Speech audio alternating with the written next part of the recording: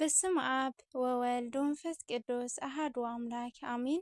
በስመ አብ ወወልድ ወመንፈስ ቅዱስ አሐዱ አምላክ አሜን። በስመ አብ ወወልድ ወመንፈስ ቅዱስ አሐዱ አምላክ አሜን። ሰላም ለክሙ ክብራን አሐትየ ወአኀውየ እፎስ ሰንበትክሙ። ሰላም ለአሐትም ይሁን ክብራት ኣሕዋቴን ኣሓቴን ከመይ ቀኒኹም?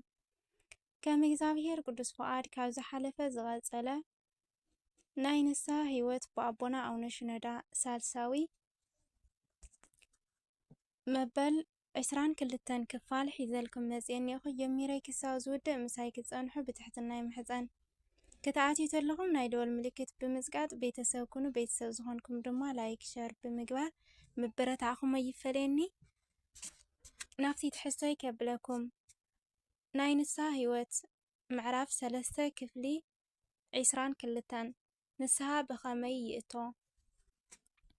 ናብ ንስሐ ካብ ዝወስዱ ናይ ህይወት ጉዕዞ ዝኾነ ሰብ ክኽተሎም ዝግባእ መምርሕታት ኣለዉ። ንሳቶም ድማ ከምዚ ዝቕፅል ቀደም ንኽተኸተል ንርእዮም። ቀዳማይ ምስ ርእስኻ ምዃን ንስሐ ምእታው ናትካ ፍቓድ ይሓትት። ሰብ ንስሐ ንምእታው ፍቓድ ናቱ እዩ። ናይ እግዚአብሔር ፍቓድ እውን ሰብ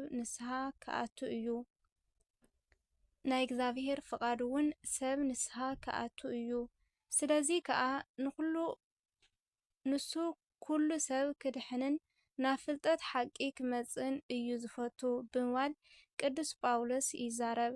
ንሱ ኩሉ ሰብ ክድሕንን ናብ ፍልጠት ሓቂ ክመጽእን እዩ ዝፈቱ።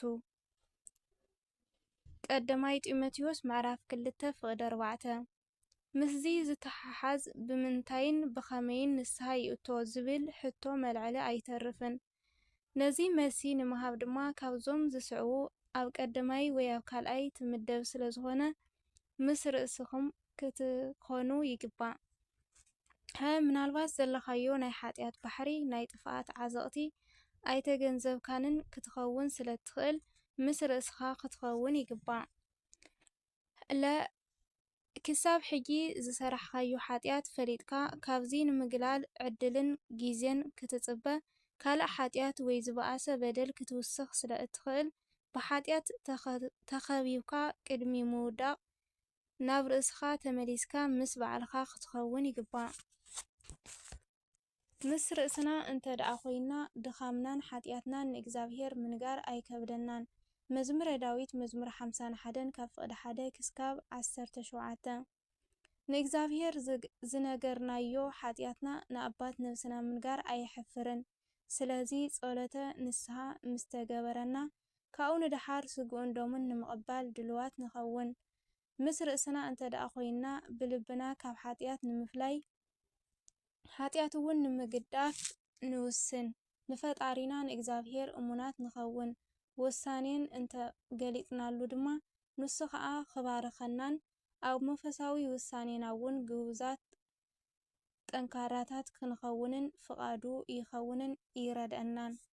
ዝኾነ ይኹን ኣብ መንፈሳዊ ህይወቱ ብዝበርትዐሉ መጠን ሰይጣን እውን ክጻረሮ ብዝበለጸ ሓይሉ ድማ ክፍትኖ ከም ዝተግህ ዝተረጋገፀን ዘይጠራጠርን ነገር እዩ።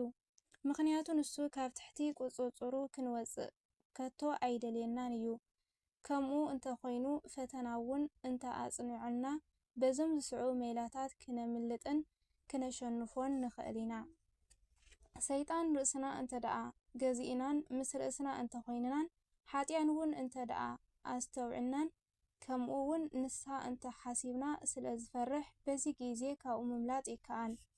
ሰይጣን ርእስና እንተደኣ ገዚእና ምስ እግዚአብሔር ከም ንኸውን እግዚአብሔር እውን መንፈሳዊ ሓይሊ ከም ዝህበና ይፈልጥ ስለ ዝኾነ እዚ እውን የፍርሖ እዩ።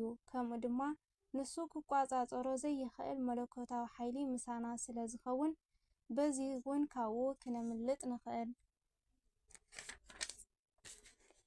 ሰይጣን ብዙሓት ርእሶም እንተደኣ ገዚኦምን ምስኦም እንተኾይኖምን ምስ ርእሶም ምስ ባዕሎም እንተኾይኖምን ናብ ንስሐ ከም ዝምለሱ ይፈልጥ እዩ። ንምሳሌ ዝኣክል እቲ ዝጠፍአ ወዲ ምስ ርእሱ ኣብ ዝኾነ ግዜ ዝወደቆ ናይ ሓጢኣት ዓዘቕቲ ፈለጠ።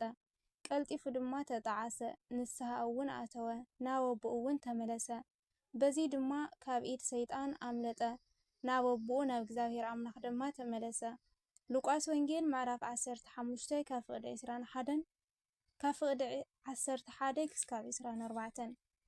ስለዚ ናብ ቤተ ክርስቲያንን አቦታት ናይ መምሃራን ናይ ሰባክያን ዕዮ ብኃጢአት ዝወደቀ ኩሉ ርእሱ ንኽምርምርን ብሕጊ እግዚአብሔር ርእሱ መዚኑ ንስሐ ንኸበቅዕን ምጽዋዕን ምግንዛብን ከምቲ ጥፉእ ወዲ በደሉ ፈሊጡ ናብ ልቡ ንኽምለስ ምግባርን ምዃኑ እውን ክንግንዘብ ይግባእ። ዲያብሎስ እውን ንሰብ ምስ ርእሱ ንኸይኸውን ካብ ገዝኣቱ ንኸይወፅእ ብክልተ መንገዲ ይፍትኖ።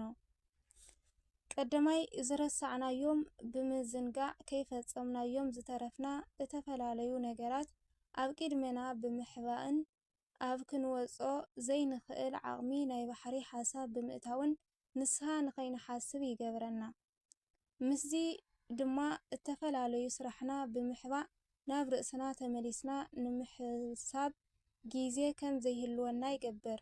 መንፈሳዊ ምንቅስቃስና ኣኼባናን ዝርርብናን ከይተረፈ ብምሽፍፋን ስለ ህይወትና ብምሕሳብ መደብ ከም ዘይነውፅእን ምስ ርእስና ከም ዘይንኸውንን ይገብር። በዚ ኩሉ ይፍትነና ዋላ እኳ እንተኾነ እዚ ኩሉ ተዓጊስና ምስ ርእስና እንተኾይንና ካልኦት ተግባራት እውን ብዕቱብ ንምኽንዋን እንተበቂዕና በዚ ቀፂልና ንሪኦ ሜላ ይጥቀም። ኣብ ርእስና ዋላ እንተኾንና ብዝረቐቐ ጥበቡ ናብ ኣእምሮና ብምእታው ልዕልናን ርእስኻ ካብ ምግታእ ዝርከብ ጥቕሚ ንኸይነስተውዕልን እዚ እውን ከም ዝቐረብና ይፍትን። ክሳብ መወዳእታ ውድቀቱ ተስፋ ኣይቆርፅን። ነዚ ኩሉ እንተ ደኣ ክኢልናዮ ድማ ካባና ይፍለ። ነገር ግን ብኻልእ መንገዲ ይመፀና። ስለ ሓጢአትና ብንብዓት ናብ ንስሐ ካብ ምእታው ንላዕሊ ሓጢአትና ብምኽንያት ዝተደገፈ ጌርና ክንቆፅሮን ንርእስና ብኸንቱ ክነፀናንዕን ይገብረና። ስለዚ ዕላማና ርእስና ካብ ሓጢአት ንምንጻህ እዩ እምበር ርእስና ንምትላልን ንምጽንናዕን ከምኡውን ኣብ ሓጢአት ምንባር ስለ ዘይኮነ ብዝተኸኣለ መጠን ንኣእምሮና ተኣዘዝቲ ንልቡና እውን እሙናት ክንኸውን ይግበአና። ናይ ተቐባሊ ቀረፅን ናይ ፈሪሳዊን ታሪክ ንዘክር። እቲ ተቐባሊ ቀረፅ ብትሕትና ንሓጢአቱ ተናዘዘ፣ ልቦኑ እውን ንዛዚኡን እውን ተቐባልነት ረኸበ። እቲ ፈሪሳዊ ግና ብምምጽዳቕ ሓጢአቱ ብምሽፍፋን ኣብ ቅድሚ እግዚአብሔር እተነዓቐ ኾነ። ሉቃስ ወንጌል ምዕራፍ 18 ፍቅዲ 13። ስለዚ ምኽንያት ንኻልኦት ብምፍራድን ስርየት ምርካብ ስለ ዘይከኣል ቅዱስ ጳውሎስ ቅዱስ ዮሃንስን ነዚ ኣመልኪቶም ከምዚ ብምባል ይምህሩና። እምበኣር ኣታ ንኻልእ እትፈርድ ሰብ ንስኻ ዝኾንካ ኩን፣ በቲ ንኻልእ እትፈርዶ ንስኻ ትኹነን ኣለኻ እሞ ነቲ እትፈርዶስ ትገብሮ ስለ ዘለኻስ ምኽንያት የብልኻን ይብል። እምበኣር ኣታ ንኻልእ እትፈርድ ሰብ ንስኻ ዝኾንካ ኩን፣ በቲ ንኻልእ እትፈርዶ ንርእስኻ ትኹነን ኣለኻ እሞ ነቲ እትፈርዶስ ትገብሮ ስለ ዘለኻ ምኽንያት የብልኻን። ሮሜ መልእኽቲ ምዕራፍ 2 ፍቅዲ 1። ንሓጣን ምኽንያት የብሎምን። ዮሃንስ ወንጌል ምዕራፍ 15 ፍቅዲ 22። ስርየት ብንስሐ እምበር ብምኽንያት ብምእካብ ኣይኮነን ዝርከብ።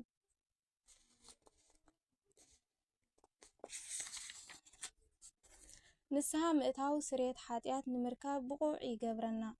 ካብቲ ፈሪሳዊ ንላዕሊ እቲ ተቐባሊ ቀረፅ ኣብ ርእሱ ከም ዝፈረደ ብጸጋም ካብ እተሰቐለ ሽፍታ ንላዕሊ እውን እቲ ኣብ የማን እተሰቐለ ሽፍታ ኣብ ርእሱ ፈረደ። ንሕናስ ብሓቂ ብግብርናን ዝግበአናን ተፈረድና። እዚ ግና ሓንቲ ክፍኣት እኳ ኣይገበረን ብምባል ንባዕሉ ብዝፈረዶ ፍርድን ብዝኣተዎ ንስሐን ንገነት ንምእታው ስለ ዝበቕዐ ንዕኡ ክንዝክር ይግበአና። ሉቃስ ወንጌል ምዕራፍ 23 ፍቅዲ 41። ስለዚ ንርእስና ስለ ሓጢአትና ንውቀስ። ከምዚ እንተ ደኣ ጌርና ንስሐ ዘብቅዕ እተሰበረ ልቢ ክህልወና ስለ ዝኽእል ናይ እግዚአብሔር ፈተውቲ ክንኸውን ኢና። ቅዱስ እንጦንዮስ ነዚ ኣመልኪቱ ክዛረብ ከሎ ከምዚ ይብል። ንሕና ርእስና እንተ ደኣ ወቒስና ኣብ ርእስና እውን እንተፈሪድና እግዚአብሔር በአና ደስ ይብሎ። ስለዚ ምስ ርእስና እንተ ደኣ ኮይና ሓጢያትና እውን እንተ ኣስተውዕልና ንርእስና ካብ ምፍራድ ሓሊፍና ንርእስና ይቕሬታ ብምግባር ንኻሊእ ሰብ ምፍራድን ምኽኒትን ኣድላይ ኣይኮነን። እዚ ንኣዳምን ንሄዋንን እውን ኣይጠቐሞምን ይብለና። ኣቦና ቅዱስ መቃርዮስ ከዓ ከምዚ በማል ይመኽሩና። ኣሕዋተይ ከይፍረደኩም ኣቐዲምኩም ንርእስኩም ፍረዱ። እግዚአብሔር ኣብ ፍርዲ ካብ ዝቐጽዐና ንሕና ባዕልና ንርእስና ክንቐጽዕ ዝቀለለን ሰናይን እዩ። ስለ ሓጢያትና ኣብ ገዛእ ርእስና ኣብ እንፈርደሉ ጊዜ ድማ ቅዱስ እንጦንስ ንዝተዛረቦ ቃል ክንዝክሮን ክነስተውዕለን ኣዝዩ ተመራፂ እዩ። እቲ ቃል ከምዚ ይብል፣ ንሕና ንሓጢያትና ንዝክር እንተ ደኣ ኮይና እግዚአብሔር ሓጢያትና ይሓድገልና። ንሕና ንሓጢያትና ንዝንግዕን እንተ ኮይንና ግና እግዚአብሔር ይዝክረና ይፈርደናን። ቅዱስ ዳዊት ስለ ሓጢያቱ ብነቢይ ናታን ኣብ እተነገረሉ ጊዜ ኣብ ርእሱ ኣብ ዝፈረዶ ጊዜን ብቕጽበት ሓጢያትካ ተሓዲግልካ ዝብል ብስራት ሰምዐ። ዳዊት ንናታን ንእግዚአብሔር በዲለ እየ በሎ። ናታን ድማ ንዳዊት እግዚአብሔር ከዓ በደልካ ኣርሒቑልካ እዩ ኣይትመውትን ኢኻ በሎ። ካልኣይ ሳሙኤል ምዕራፍ 12 ካብ ፍቕዲ 1 ክሳብ 13። ንሕና ግና ናታን መጺኡ ክሳብ ዝነግረና ክንጽበ የብልናን። ኣቐዲምና ስለ በደልና ኣብ ርእስና ክንፈርድ ይግብአና፣ ንርእስና እውን ክንወቅስ የድልየና። ስለ ዝኾነ ድማ ንስሓ ኣቲና ካብ እግዚአብሔር ብንረኽቦ ይቕሬታ ምስ ርእስና ንምዃን ዘወትር ክንተግህ ይግብአና ይብል ቃሉ። ስለ ቅዱስ ቃሉ ኣብ ቀጻሊ መበል 23 ክፋል ምኽንያትን ንርእስካ ይቕሬታ ምግባርን ካብ ሽዑ ሰላም እግዚአብሔር ይብዝሐና። ወስብሐት ለእግዚአብሔር ወለወላዲቱ ድንግል ወለመስቀለ ክብር አሜን።